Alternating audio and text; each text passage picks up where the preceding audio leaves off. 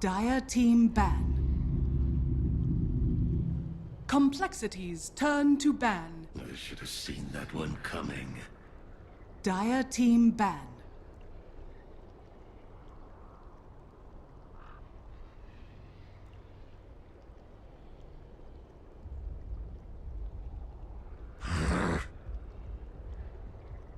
Complexities turn to pick.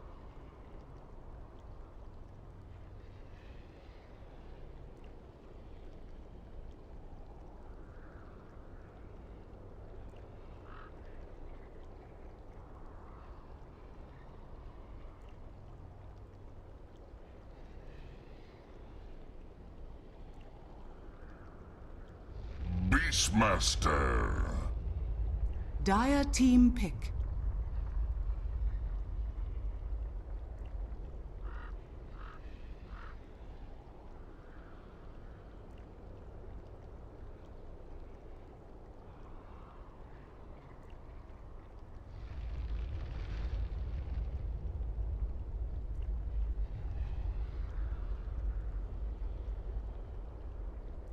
Ten seconds remaining.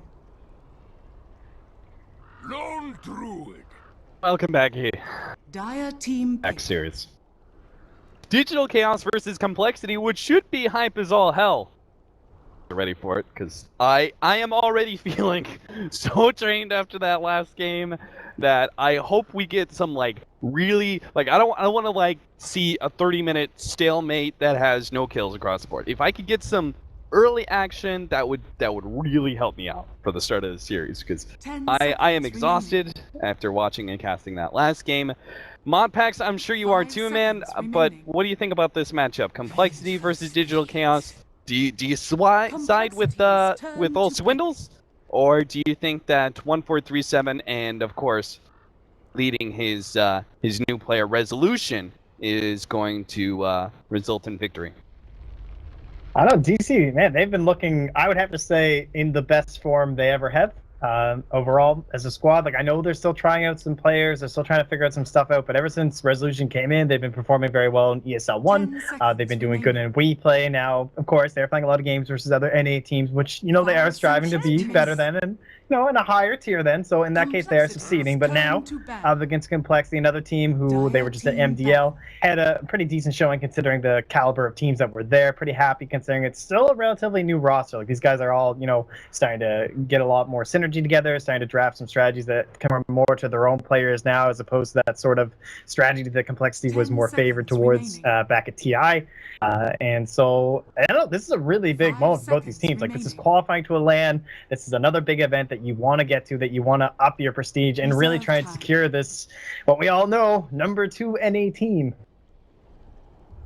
Yeah. Digital Chaos does not want to be left behind in yet another qualifying LAN. They don't want that. No. Dota Pit's already been snagged out by Complexity. So Digital Chaos have the opportunity to try and nip that in the bud. That being said, an interesting start here to our draft. The Lone Druid, Vengeful Spirit, amount of physical damage, coupled with probably one of the best offlaners, if not the best offlaner available in the pool, coupled with Vengeful Spirit, probably one of the best supports, paired up against Complexity's choice of Beastmaster and Enchantress, which is already it feels dangerous to lane up against that. But if you're just looking at OP heroes, it feels like DC got the better opening in the first one too. I don't know. Yeah, it's hard to argue up against that Lone Druid. With the Invoker being gone, he's another one that's pretty popular in the NA region. And of course, you gotta get some credit to the Beastmaster and the Enchantress, but Vengeful Spirit, I still favor that hero so heavily just for everything that it does for you during the drafting phase in terms of counters up against Batrider as well as the Faceless Void. You can see it forces out a Batrider ban here from Complexity because of it. It's gonna make it harder for them if they, had they wanted to go with Faceless Void, obviously they'll have themselves a Beastmaster instead. But the Everything else has really been taken out of the draft in terms of these really bigger strategies for complexity, like when it comes to the IO, when it comes to, like, they're pretty favorable when it comes to that early Earth Spirit in the mid lane, trying to help that out. And with the ban out on the Bounty Hunter as well, you got to think they're looking for a really solid mid hero right now. Like, they do not want this guy to be messed with, whether it's like a Death Prophet or perhaps an OD. Yeah, that is like one of the... I feel like Z-Freak's so good at being able to create space in the early laning phase with those roamers, both Earth Spirit. Like, his Earth Spirit play is really on point. And then 5 seconds as remaining. well. The Zeus, I like this pickup against the Enchantress here. You need some heavy Reserve heavy time. nukes to be able to deal with her. This does leave them... I mean, I guess Zeus is always going to be a fair pickup no matter what you're matched against.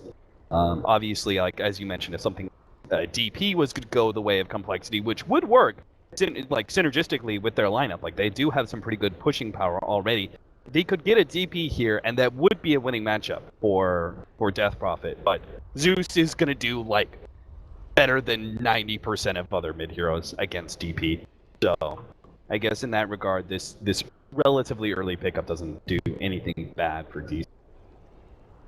Yeah, you're kind of looking for something against a lone druid. They have the enchant. They have, like, you don't really want to be roaring the bear.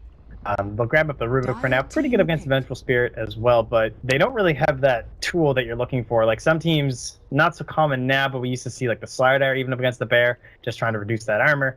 The Death Prophet I really like just because of the percent base, so I kind of like to see them go back towards that here and just shore up the mid lane, like, group it up with your pushing strat, because I just don't think that they're really OD pickers, or else I would suggest that as well.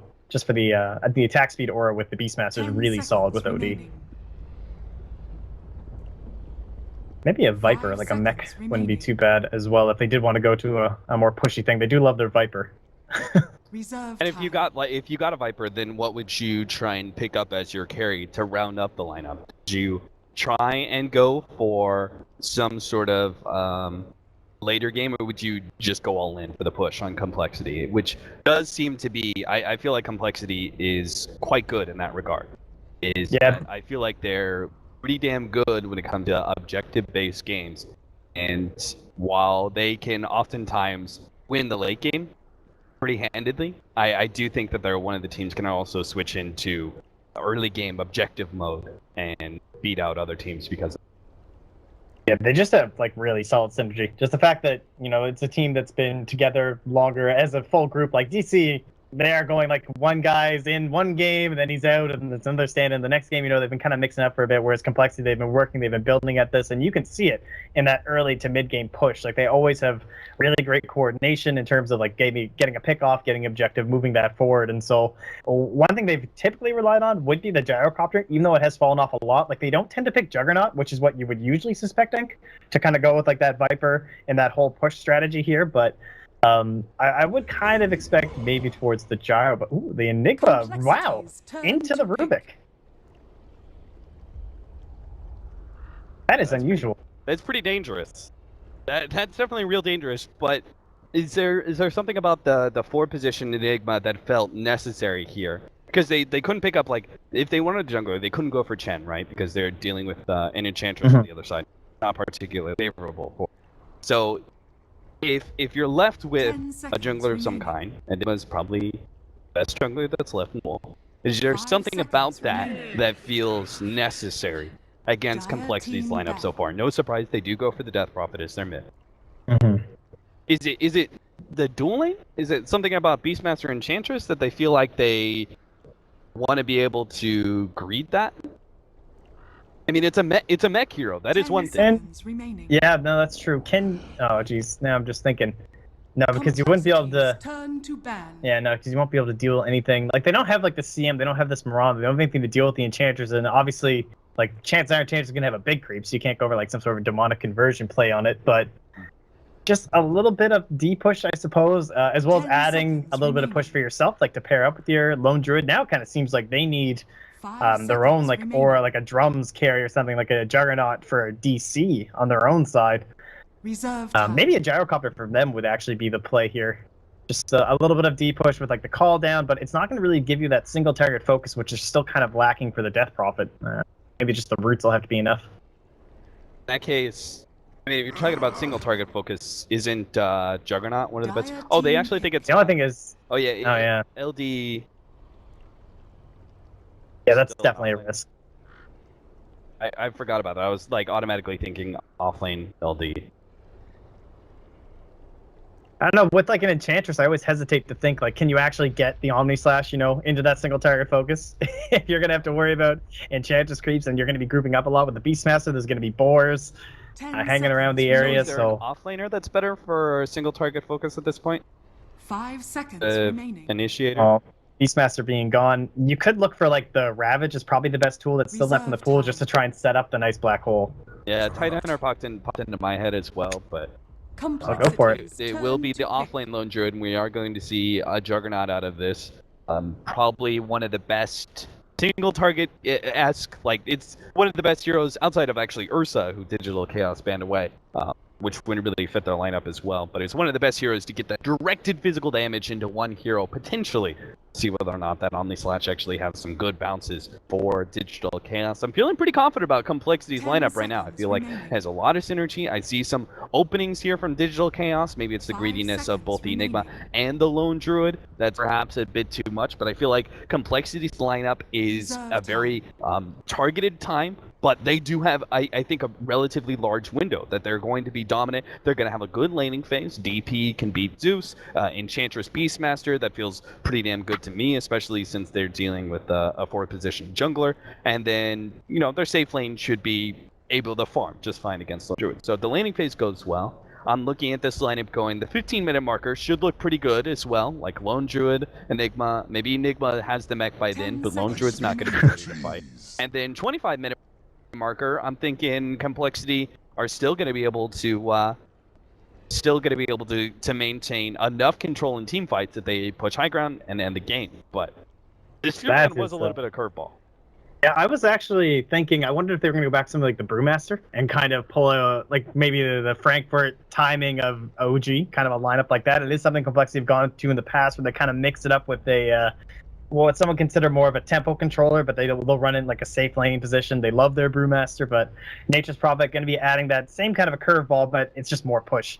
Like, this is crazy, right? You're dealing with Death Prophet, Nature's Prophet, you got your Enchant, you got your Beastmaster. The only one who kind of sticks out is the Rubik, but man, did it ever work out as just a safeguard up against this Enigma? And if that was planned, like, kudos. I 10 can't imagine any other seconds reason to go for this, honestly. Like, maybe you're thinking up against the Lone Druid, you can try and do something about the early creep cutting, like kind of like a Bane does with the Nightmare, but yeah, I have to agree. It looks really solid for Complexity right now. But then again, like, the Prepare Juggernaut for pick was pretty battle. solid here from DC as well. It does add a little bit of push and sustain at the same time as giving them the single target as a Death Prophet, so it fulfilled a couple niches they were still lacking. And of course, greedy for position is just kind of A-wise specific style. So Yeah. this may play heavier into the hands of Digital Chaos than most other lineups with this kind of team. See how it goes. How much Bulba Lone Druid have you seen, by the way? Frankly, I don't get to watch America's anymore because I have to work during America's time. But so not very much. I'm not sure. I wasn't even looking at the stats on it. But it's not exactly it's not exactly a known bubble hero. Let's just. Yeah, Bulba is definitely better, I think, with those kind of initiators. Right now, I think like his best heroes 30 seconds probably to like battle. faces. But Looks like his last game he went 5-0-9. So I'll take that. That's pretty solid. Went for the Radiance AC minus. I think of Bulba, it's just because of the fact that when I think of Bulba, I think Bulba has more of like a strategic mind for Dota. So when it comes to the initiators, he really knows like his timings and where to rotate and how to hit the enemy at a certain point in time. And I think that really plays to him. Well, I'm not sure if Lone Druid's going to be able to take advantage of that skill set that Bulba has in that regard. This is going to be a bit unfortunate. Resolution's already facing up against a Death Prophet, but now he's not going to be starting off with an early bottle, as well, he'll still get the early bottle, but he didn't manage to get the Banner that was claimed by Bulba at the bottom lane because Limp took the top one away from DC. So Yeah, that was kind of weird positioning by both teams. Not your general, like, bounty rune band off. I'm not sure if they just got, like, mixed up lanes or what happened there. So Chessie, they're gonna do the thing. They're gonna try and pull this creep wave into what it looks like the neutrals with the Treants. They're going to try and farm it that way. That's kind of interesting. So they're obviously not tanking anything because they're running a safely Nature's Prophet. So this is a good way to deal with the Lone Druid pulls. And they're still... Oh, he clipped the bear! Oh, good, get some damage out, especially if the bear gets trapped through this little corridor, but it's not going to. And, I mean, it'll take so much damage that Bulba's going to have to resummon a new one when this is through. Oh man, I thought that was going to work for sure, but just the aggro brought them back that way. I thought they'd keep running straight. I'm not sure. I feel like maybe Hanskin did too, but instead they have to loop their way back around. Anyway, what's going on with the top lane? We're watching so much of the Furion lane. It was just because it's kind of interesting. We have a Juggernaut paired up with a Vengeful Spirit facing up against a Beastmaster. As long as Swindles is... I think he's done well for himself. In the beginning, it looks like he's played like just the right combination of aggressive, but not too aggressive and getting caught out by the Juggernaut spin. This feels like a lane that he should actually do pretty well for himself. If he plays it correctly. Obviously, any lane against Juggernaut, it's going to be a little tough. Yeah, it's pretty touch and go, right? Like, yeah, you can see 40-37, you can tell by the way he's moving that he does in fact have a ward there and he's correct, but using the boots, you can see he's definitely playing to his advantage. He does have Z-Freak in the area, so they have to be wary of that rotation, but AUI obviously taking the brunt of the Enchantress for now. Z-Freak, 3 different creeps under his control right now. He is unstoppable. There's nothing 143-7 can really do to stop this. I like the choice of the Orb of Venom from the Beastmaster. I like this choice. Mid lane. Oh, the double damage! Hanskin one-shots the courier. That's going to be the bottle down. This is already not a favorable matchup. Now it's going to get even worse. Swindlemelons does manage to stay ahead of most of that spin and will be able to get out. The combination of Orb of Venom plus Borslow is actually making it so Yuar's having a tough time to be able to stay on Beastmaster when he goes for the spin. He has now burnt down a lot of that region, but the wave's in a pretty favorable position, so it'll be on the back of 14-7 try and this back up. Now, did he block that camp? Or maybe it just hasn't respawned yet. No, his sentry actually blocked it. I wonder if that was intentional. Yeah, probably. Stop the Enchantress from utilizing that camp. Yeah, makes sense too, because it's pretty easy for Beastmaster to micro it and everything with his boars too. Like, he can be up in the wave near your tower and just be back there pulling the wave with the boar. Yeah.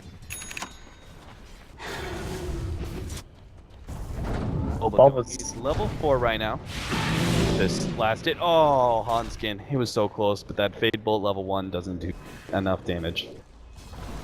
Yeah, for now, that still works. You can kind of trade with the bear a little bit. Obviously, once 5 hits, won't quite be the same situation.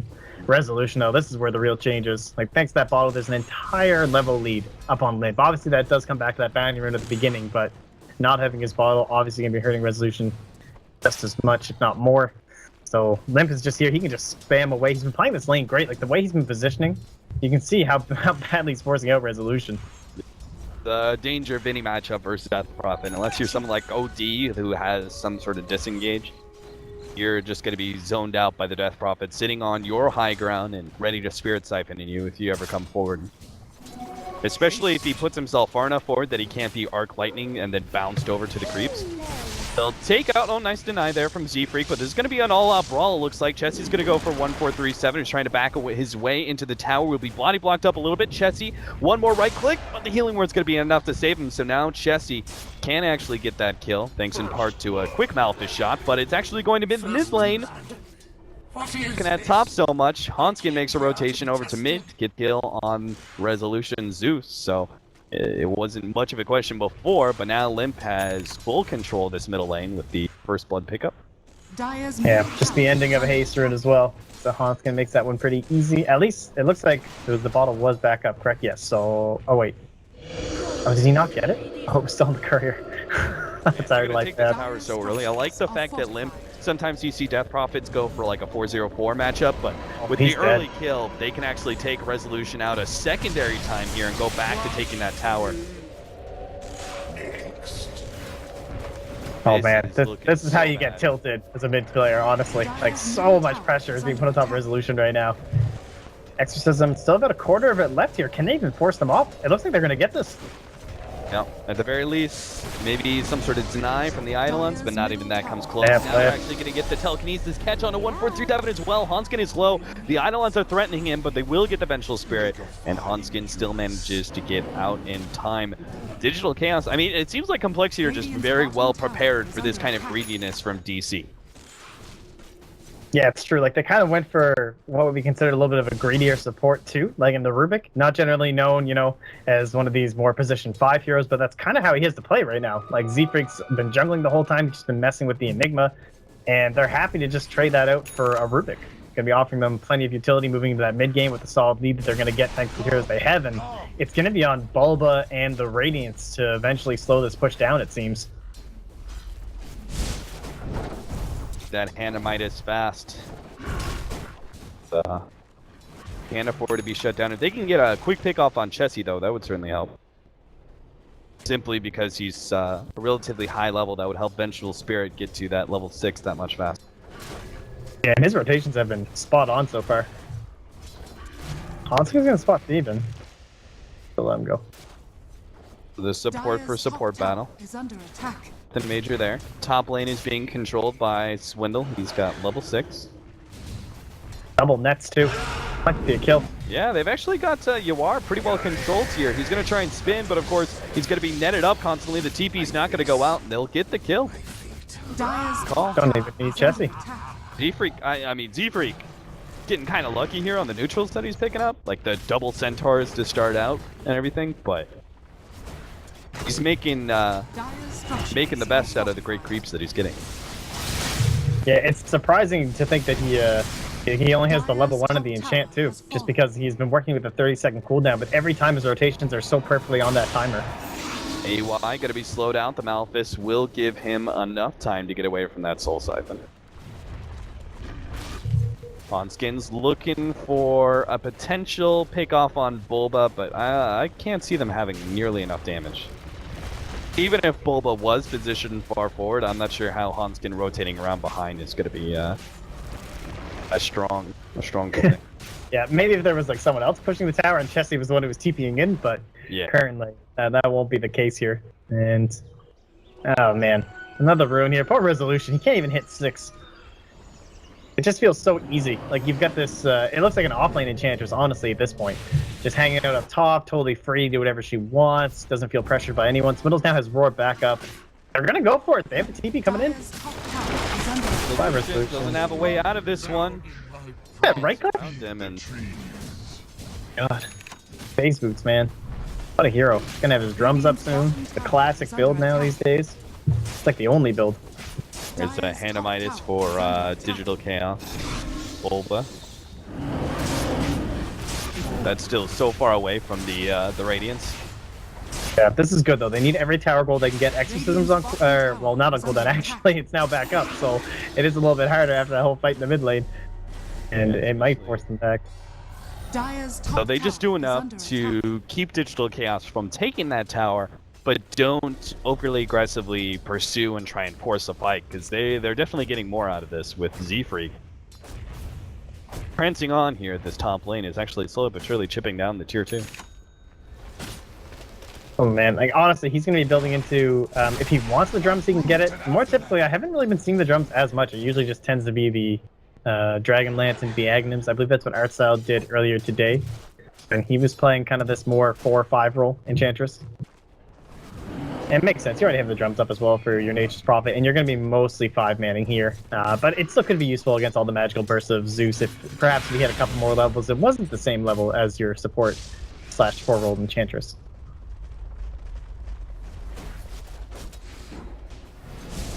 Tell you why it's mech coming up. It's got the head.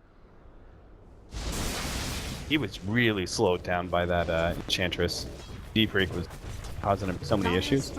Yeah, and that's favorable for the Enchantress too. Like, you rely way more on the experience and the gold as the Enigma. Like, I feel like look how much Z-Freak's able to offer simply because it creeps, whereas you have to rely on this mech and this black hole. But it might get a kill here with it, and this is totally worth it if you have to commit it, honestly. They definitely have to use the black hole here. They swap back. Or maybe not, actually. They've got that kill since Resolution joined them. But Yeah, swaps. still, I mean, that was such a heavy commitment still, even without the Black Hole. That was 4 heroes on the top lane, smoke used. They're not actually going to be able... Did they deny the tower? They did deny the tower, but they're still going to lose their tier 1 at bottom, and probably tier 2, because they're not set up to defend. Lane already has DD plus Exorcism out, and AUI looks like he's just been picked off.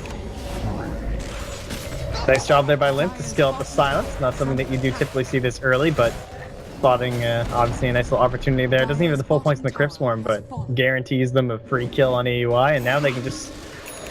Honestly, they could go for Roshan if they wanted, but no point risking it. Just keep playing with what you got, and probably wait till Exorcism before going to Tower or Roshan next. Real quickly, can we take a moment and laugh at how ineffective Omnislash is going to be in this game? Because before it was like Enchantress Key plus Necronomicon. That seemed bad enough, but they didn't really have a better choice. But then they get countered out by the last pick Furion as well. Now they're going to have Treants in the mix. How the hell is he ever going to land a good Omnislash? It's pretty much like solo Black Hole on the side. Like, hold them in place, man. Don't let them go anywhere. I'm going to guess it'll be like root into Omnislash, honestly. It's going to be extremely difficult. Maybe with the Battle Fury, you can kind of... But that's the thing. Can he even go Battle Fury? I mean, I guess like this, where like time is kind of the essence. Can you actually get that farming item? It's good. But it's the fact that they have so many creeps on the field. But is top dead? No, you are fine. Chessie's actually going for the Aghanim's.